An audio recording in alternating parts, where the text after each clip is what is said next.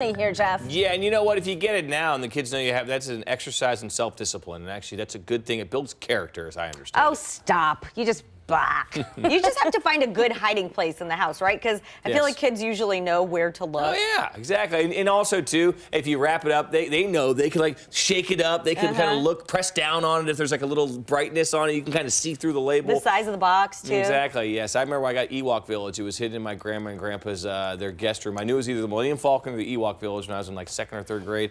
I was a happy kid. I still have it, too, somewhere. Elsewhere, we are looking outside, and you can see downtown Columbus looking pretty good. We are dealing with some passing, some nice starlight out there. Rather, had a few passing clouds earlier. Those have since moved on out of here. Look at the temperatures. Whew, it is chilly. We're talking about the upper 20s in Marysville, London, Circleville, Lancaster, and in Delaware, low 30s elsewhere, so it's chilly out there. The good news is not much of a wind, though, so we're not really picking up a wind chill factor, but those temperatures are cold enough that we have freeze warnings in place. These are in effect till 10 a.m. And again, I've been talking about this all morning. Just because your counties aren't in this does not mean you're not seeing that. It's just the Weather Service issues freeze warnings. They have kind of a set date that they stop doing it for certain counties, and these counties that are not under that, you're done with that program because typically you've already had your first hard freeze of the season by now. And as we take a look over the next couple of days, frost forecast looking pretty good, like light to hard freezes over the next couple of mornings. Through about Saturday, things start to look a little bit warmer as we head on through the weekend and get into next week. We're actually going to be tracking some warmer weather. So if you want to extend the growing season,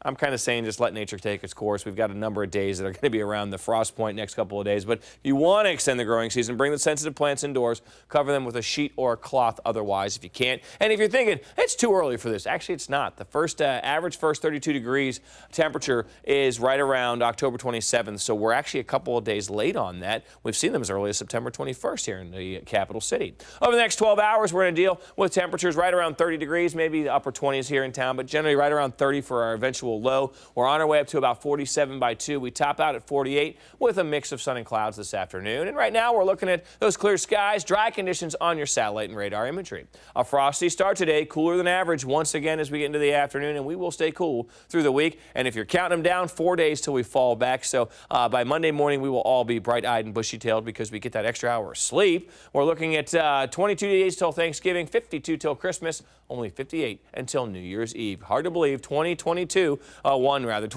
Whew, I'm not trying to steal a year from you. 2021 is almost in the rearview mirror. 2022 is almost here.